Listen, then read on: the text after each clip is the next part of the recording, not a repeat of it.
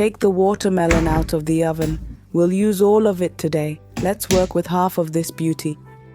We split it open like a long-awaited Christmas gift.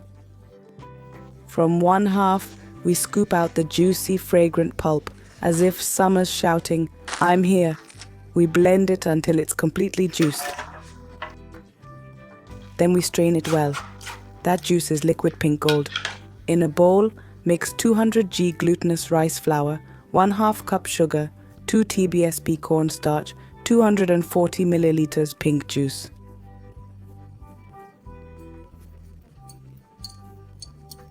I know many countries make amazing fruit desserts. What's the most famous one where you live? Drizzle oil in a pan and heat it up. Keep stirring until it thickens a bit. The magic thickens like deep 2 a.m. talks with someone who truly gets you. When it's nice and sticky, we take it out. We grab a square mold, line it with baking paper, pour in the mix, smooth it lovingly, and let it chill in the fridge for about 2 hours. Now for the unexpected part, the rind. First, peel the other half of the watermelon.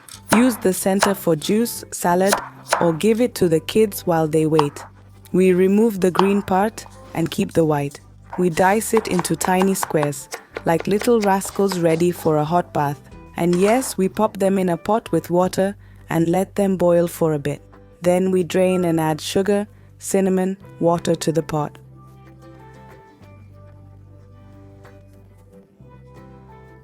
We cook the squares to caramelize and absorb the sweetness, transforming them. Kids will love this treat, but it's best as an occasional snack. It's sweet, so not an everyday thing. When ready, remove and divide into 3 portions.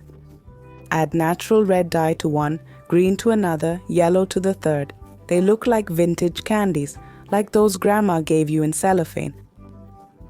Let them dry patiently. Optionally, bake at low heat for an hour for a crunchy outside, chewy inside. It's quite something. Back to the mochis. They've had their nap. Dust the table with cornstarch or powdered sugar cut into soft, pillowy cubes. One side, fresh, bright, cold watermelon mochis. Other side, caramelized peel bits like exotic, colorful candies. 1 watermelon, 2 recipes, 0 waste. This isn't cooking, it's homemade art. Before I forget, rate this recipe from 1 to 5 if you liked it. So quit stalling and give it a try.